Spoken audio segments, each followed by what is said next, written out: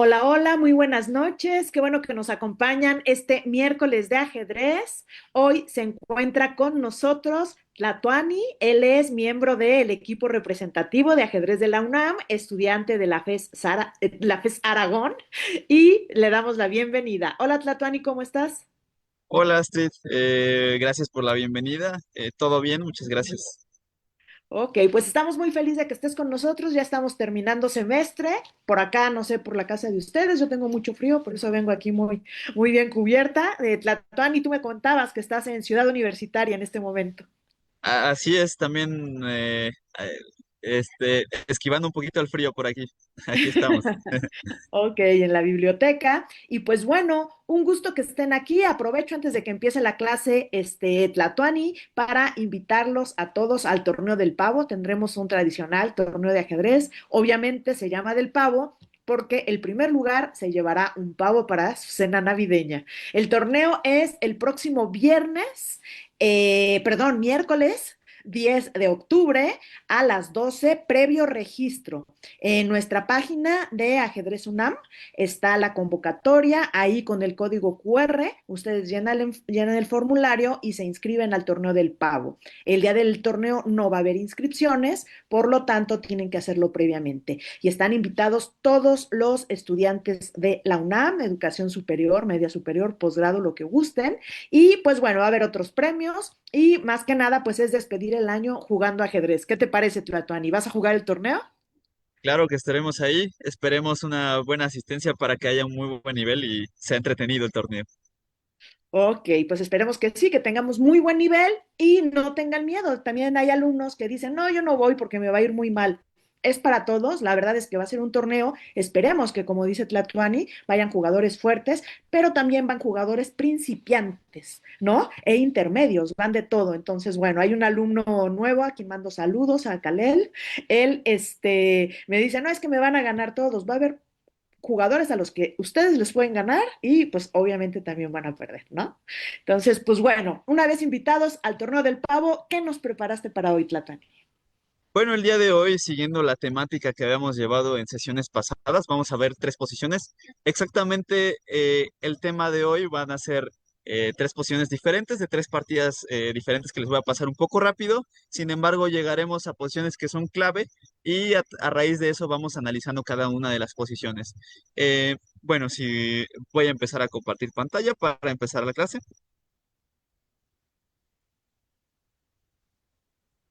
Bueno, en la primera posición tenemos una partida muy famosa recientemente. Es del gran maestro Wesley So. Recordemos que es un gran maestro muy duro. Al momento de la partida era el top 10 mundial. Después bajó un poquito su ranking por esta misma partida que vamos a ver. Primero, es un torneo, es una partida de la Copa del Mundo. La Copa del Mundo porque es muy importante dentro del ajedrez. La Copa del Mundo, como torneo avalado por la Federación Internacional, da tres cupos para el torneo de candidatos. A lo mejor a muchos de nosotros nos suene porque José Martínez Alcántara, el representante mexicano, tuvo una Ajá. participación brillante y estuvo a punto de meterse al candidatos. Entonces, traemos una de las partidas. La primera es de Stremavicius Titas contra Wesley So. Eh, Esta partida fue muy polémica porque Wesley So justamente queda eliminado la primera partida que ellos juegan. El primer desempate que ellos juegan a dos partidas, primero a clásicas. Wesley So queda eliminado por esta segunda partida. ¿Por qué fue muy polémica? Porque estamos viendo en pantalla la posición final de la partida donde Wesley So abandonó, sin embargo, esta es igualdad. Es un final muy difícil donde vemos a simple vista alguien puede pensar y es de hecho una posición muy difícil, un jugador fuerte, vemos de top 10 mundial, se equivocó en esta posición, pero a simple vista puede parecer que el negro está perdido. ¿Por qué? Porque el blanco tiene una pieza de más. Para analizar esta posición, como les digo, vamos a mostrar la totalidad de la partida de una forma rápida, porque es importante el contexto y ver cómo se desarrolló la partida. Sin embargo, nos vamos a detener en la posición que estamos viendo, porque es lo más importante, es digamos, de lo que vamos a partir para analizar posteriormente. Bueno, vamos primero con D4. Se empieza la posición con una posición, es una partida bastante simétrica. Un gambito de dama. Vemos que ambos jugadores empiezan muy sólidos. La apertura es hasta cierto punto normal. Es preparación casera de cada uno. Sin embargo, se ve que Titas, por la rapidez de sus movimientos, está un poco más preparado. Caballo de 7 en roque corto. En esta posición pareciera ser que el rey del blanco está un poquito desprotegido. Sin embargo, no tiene tantos problemas porque vemos que la dama está del otro lado. Las piezas de momento no se llegan a coordinar contra el rey blanco. Entonces, alfil por, se producen unos cambios de la posición y vemos que Wesley So intenta atacar, intenta maniobrar sus piezas con el caballo, probablemente puede buscar un caballo de 6 para posteriormente iniciar la transformación. Por eso mismo, para que no llegue caballo de 6 y domine la casilla de 4, el jugador de las piezas blancas hace 4, adelantándose la ruptura.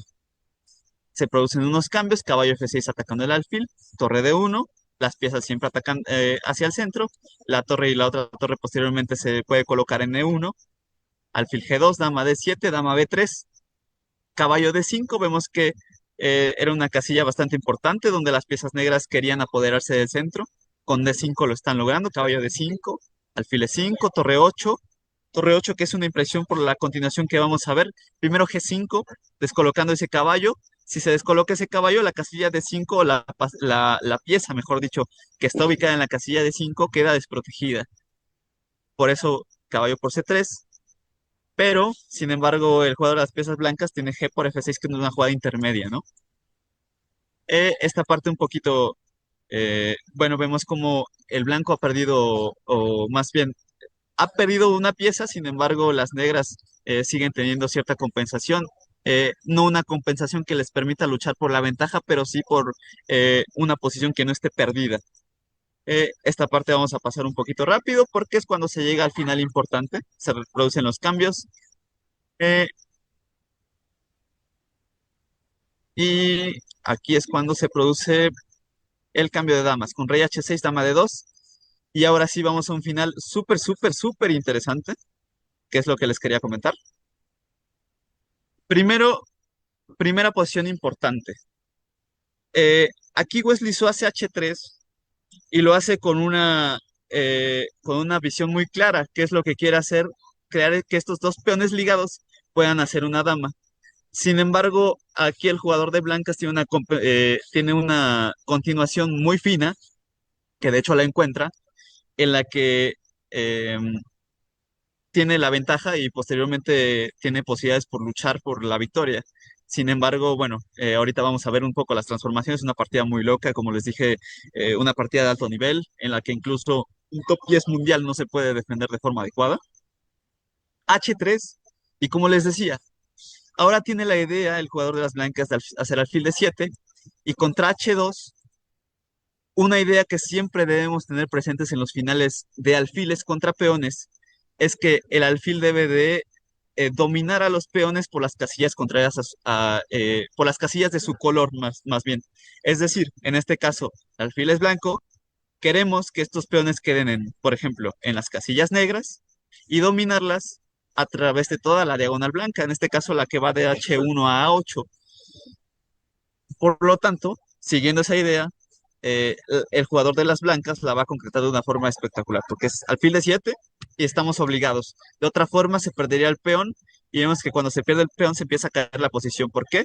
Porque es importante mencionar en esta posición a lo que queremos aspirar es a B3, A4 y defender estos peones con el alfil, posteriormente de que se haya comido alguno de estos. Queremos con el rey en F3 amenazar al peón de G y así que la estructura de peones quede muy débil y poder no comer para después ir con los peones del flanco de dama y ganar la partida.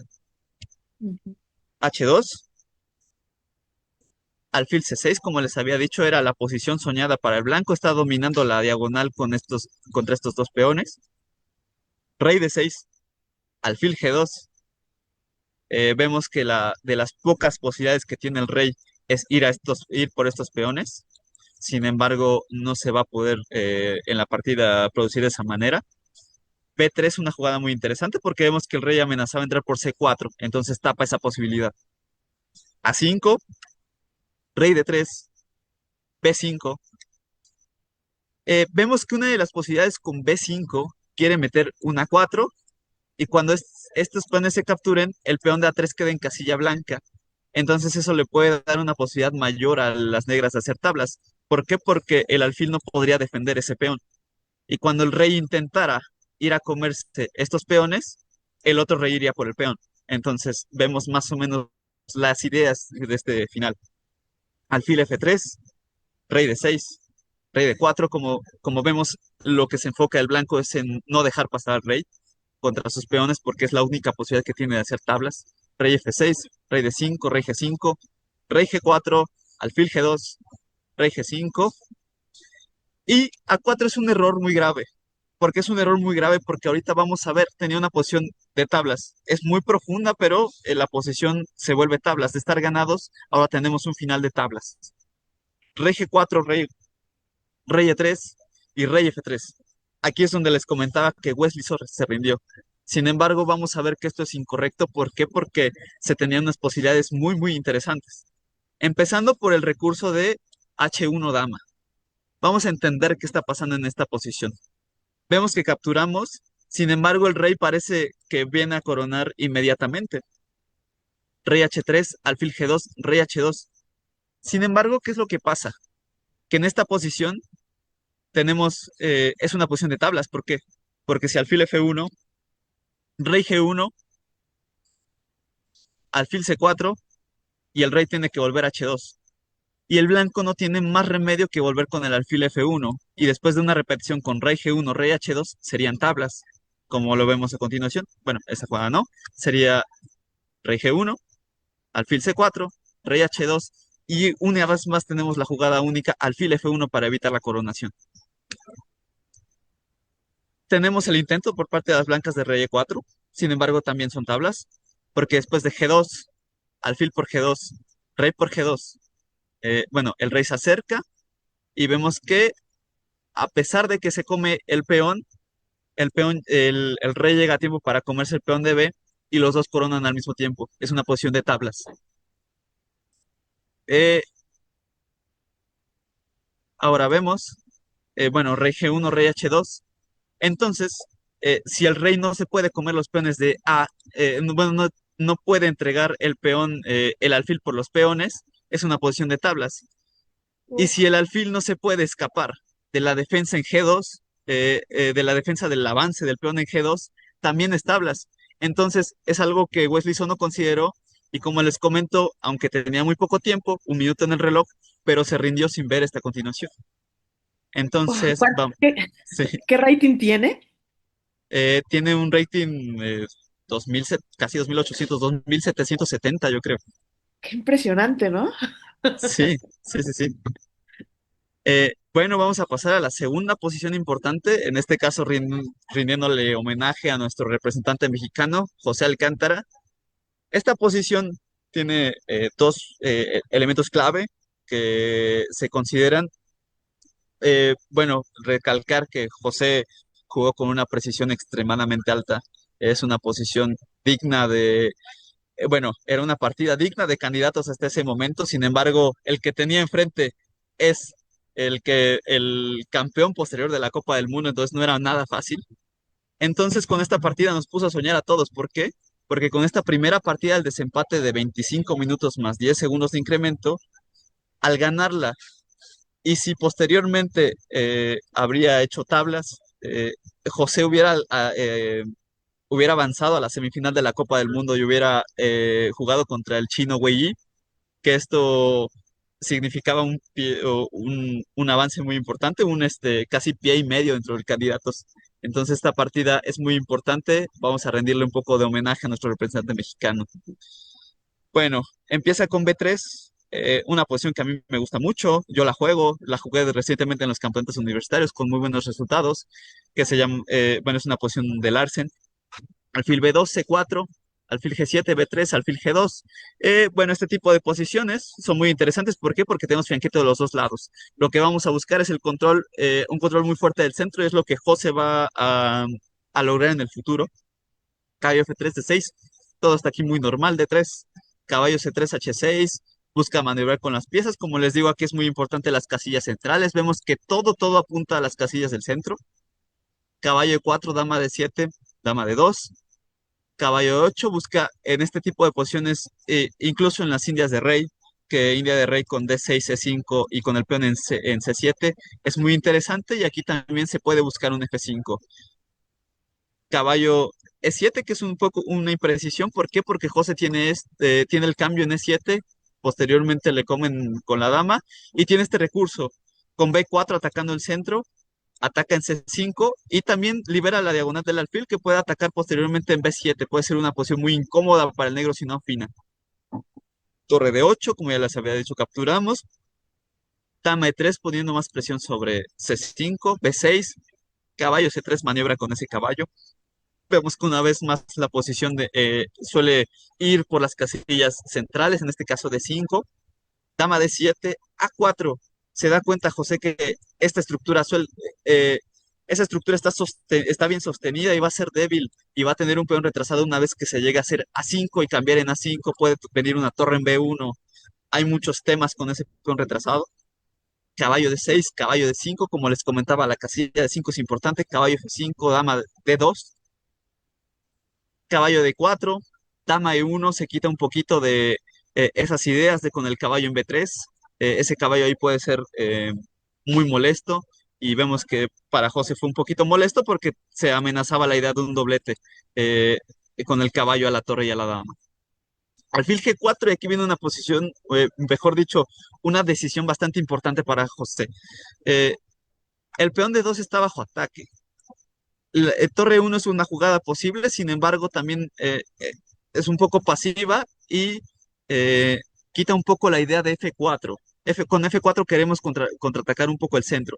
Entonces queremos prepararlo un poquito más y primero José hace F3. F3 atacando y cubriendo esa diagonal del alfil. No es posible alfil H5 por G4, nos atrapan el alfil. Alfil E6, E4. En esta posición se consolida un poco el centro, ya define bien la estructura, ya no va a ser E3, F4, sino E4, el peón se va a quedar ahí para sostener el caballo. Y en este tipo de estructuras, cuando el alfil pueda comer, recapturamos con alguno de los peones, puede parecer que tenemos una debilidad en D3, sin embargo, ¿qué pasa con esta estructura? Que nosotros al tener el peón en D5, tenemos un peón pasado, cosa que las negras carecen una vez que nosotros podamos comer con el alfil en D4 y se resulten esos cambios. F5, como les decía, alfil D4, peón por, y como les decía otra vez, el caballo en D5 difícilmente puede ser capturado porque nos generaría un peón pasado. Dama B3, peón por E4, peón por E4, H6, H4, rey H8, rey H2, alfil G4.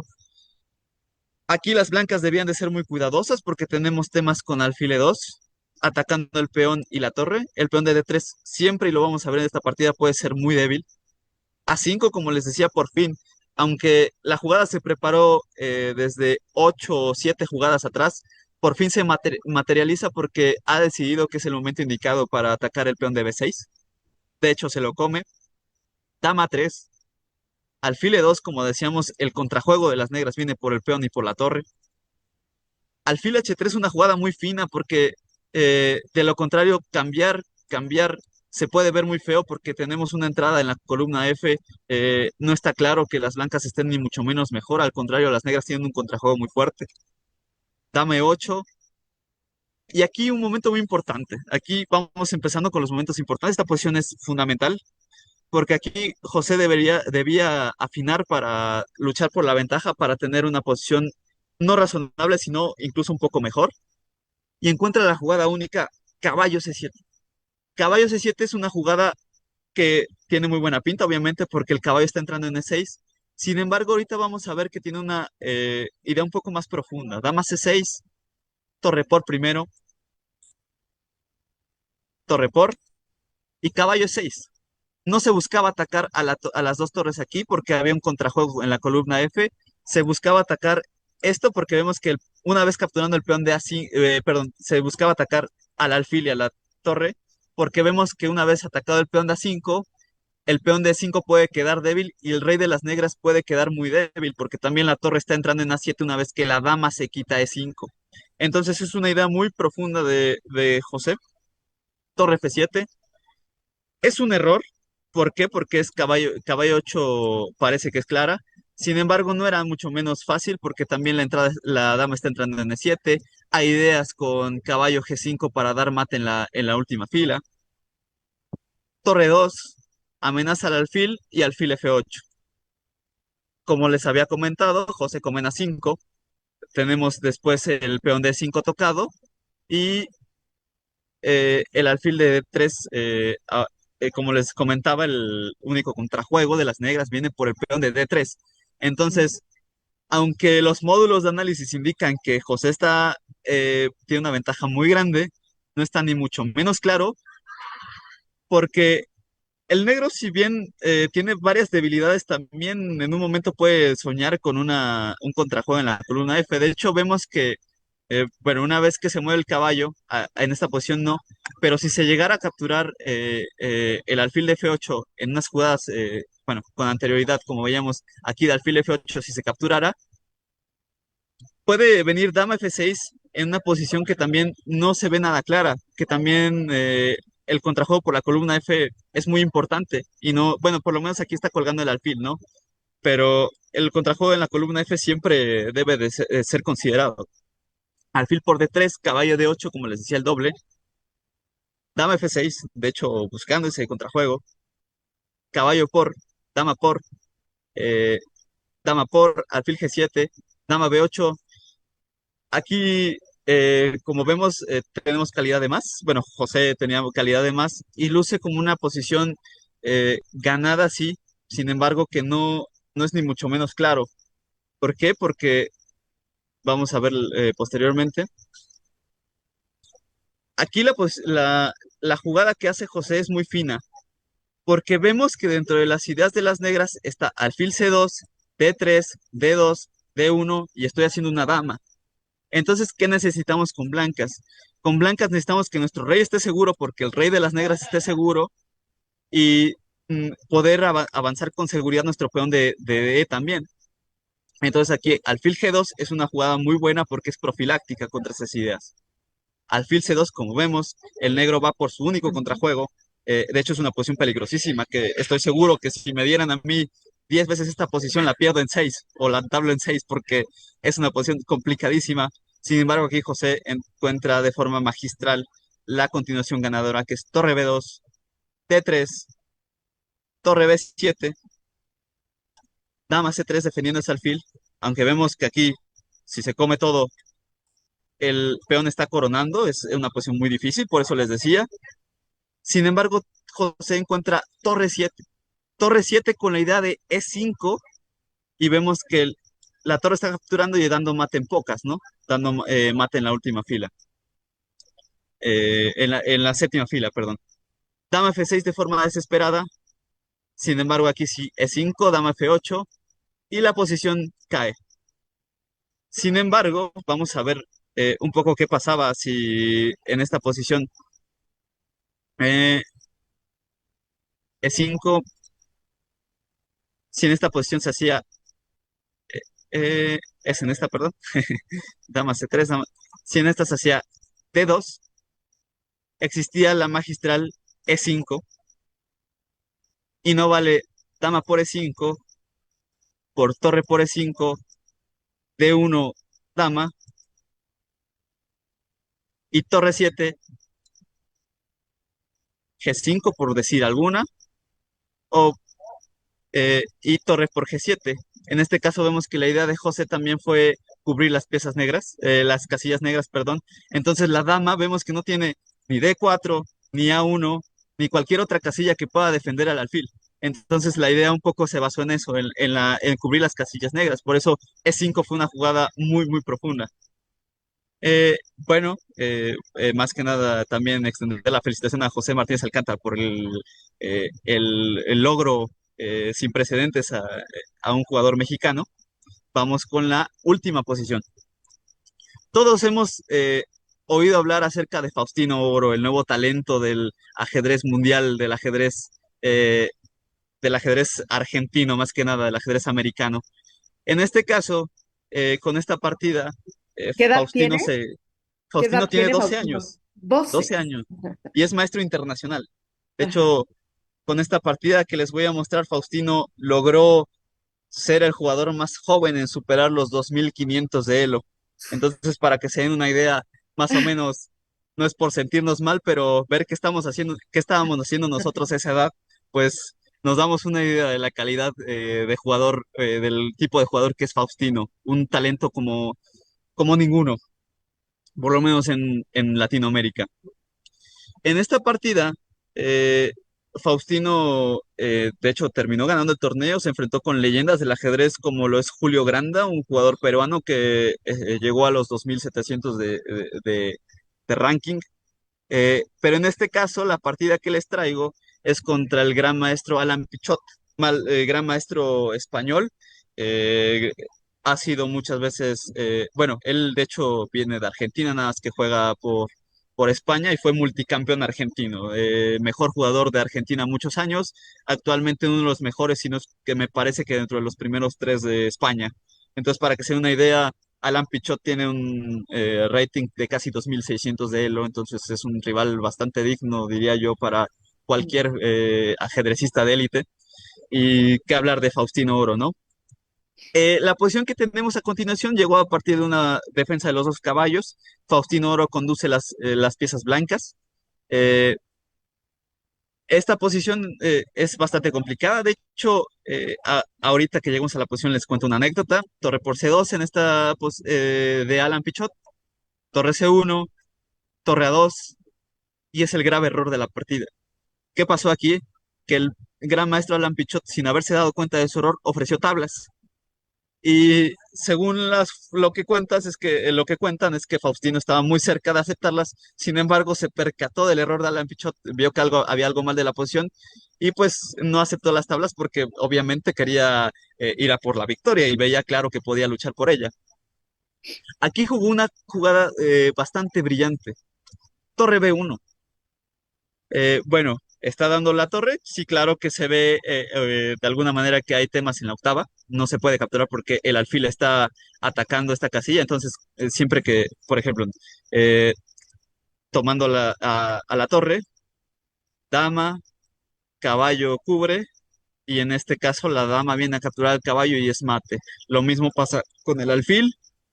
Simplemente hacemos un poco más larga la espera de la muerte, pero todas las jugadas o tomar esa torre conduce al mate. Entonces, Alan Pichot mantiene un poco las piezas con dama de 8, dama de 6, y ahora vemos la idea de Faustino, que es traer la torre aquí. Si no estuviera la torre, podríamos inclusive hasta pensar en ganar la dama. Sin embargo, torre C2 para cubrir esa entrada. Alfil C5, otra buena jugada. Vemos que la idea de las negras es traer la torre a la defensa, lo cubre con el alfil. H5, que es una jugada ya desesperada por parte de Alan. Torre B8, alfil C8, dama C7. Vemos que una vez más solamente incrementamos la presión sobre las debilidades de las negras. Dama por A5, aquí ya de forma desesperada Alan intenta crear un poco de contrajuego, sin embargo no existe tal contrajuego. Dama por rey H7, dama H5 amenazando mate en H5, dama F5, perdón, amenazando mate en H5, rey F6 intentando cubrirlo, y alfil E7 buscando dama E5 y dama H5. Vemos que si se hace cualquier otra jugada como dama 2, viene dama eh, G5 y con mate en H5.